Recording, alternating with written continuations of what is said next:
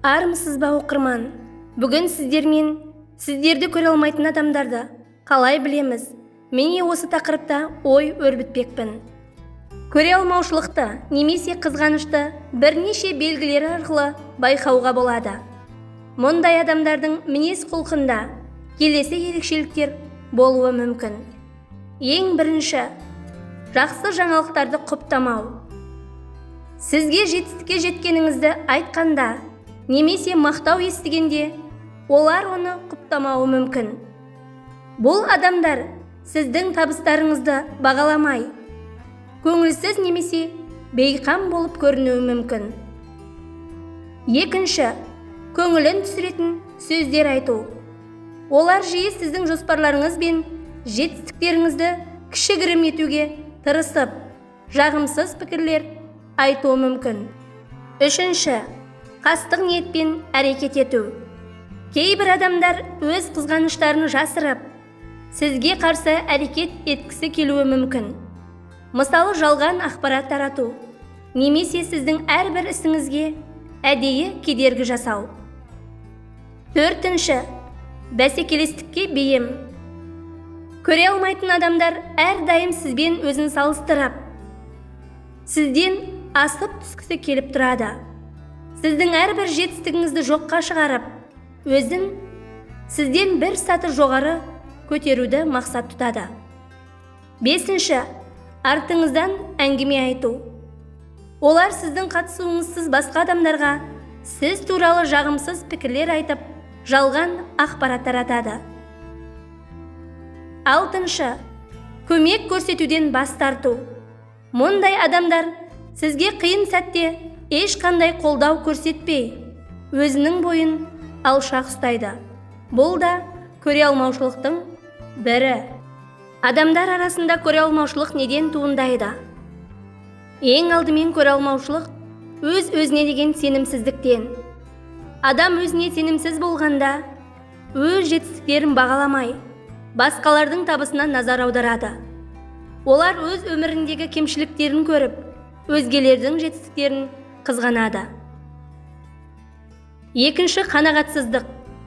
Қанағаттанбаған адамдар өздеріндегі бар нәрсені бағаламай, басқалардың өміріндегі барлық болып жатқан көріністерді қызғанады. Және де тағы бір белгісі бәсекелестік сезімі. Кейбір адамдар үшін өмір бәсеке сияқты көрінуі мүмкін. Олар өздерін басқалармен салыстырып, кімнің жақсырақ екенін анықтауға тырысады. Осылайша, өздері жетпеген табысты көргенде, көре алмаушылық сезімі пайда болады. Өмірдегі сәтсіздіктер. Егер адам өмірде сәтсіздіктерге ұшыраса, немесе өз мақсатына жете алмаса, басқа біреудің табысы оны ренжітіп, көре алмаушылық сезімін тудыруы мүмкін. Әлеуметтік қысым. Қоғамда материалдық байлық пен әлеуметтік мәртебеге баса назар аударылса, адамдар өздерін төмен сезінуі мүмкін. Бұл да көре алмаушылықтың себебі болатыны анық.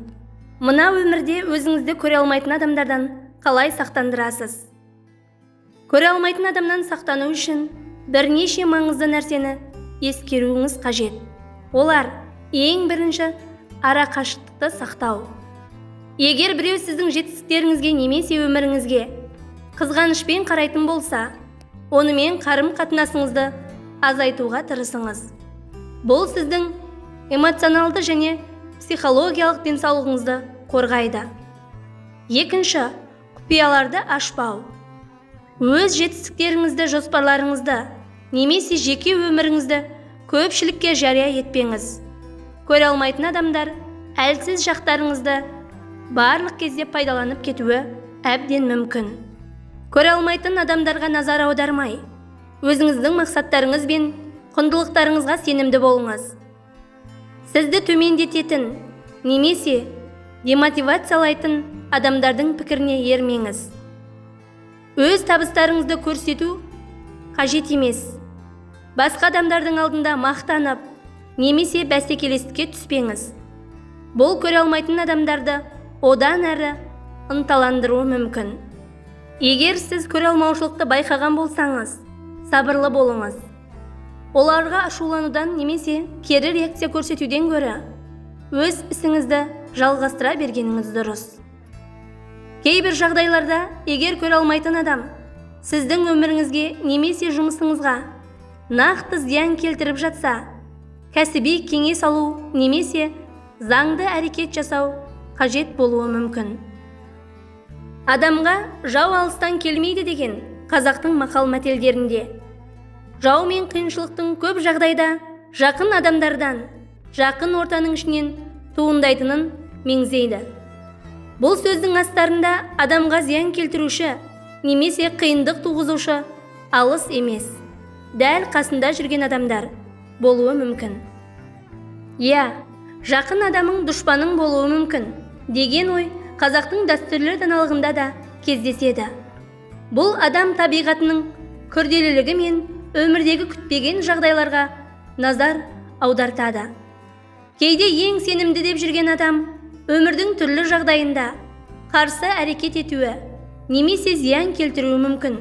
Сондықтан бұл ой адамның әр қашан сақ, байыпты және адамдармен қарым-қатынаста абай болуы керектігін ескертеді.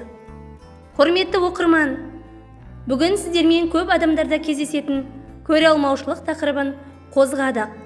Осы тақырыпқа алып қосарыңыз болса, видео астындағы комментария бөліміне өз пікіріңізді қалдыра кетсеңіз. Құрметті оқырман, алдағы уақытта сіздермен бөлісер пайдалы ақпараттар мен нақыл сөздер, ғибратты әңгімелерім каналымнан көптеп шығады. Менімен бірге болғаныңыз үшін алғысым шексіз. Келесі жаңа видеоларда жолыққанша аман да сау болыңыз.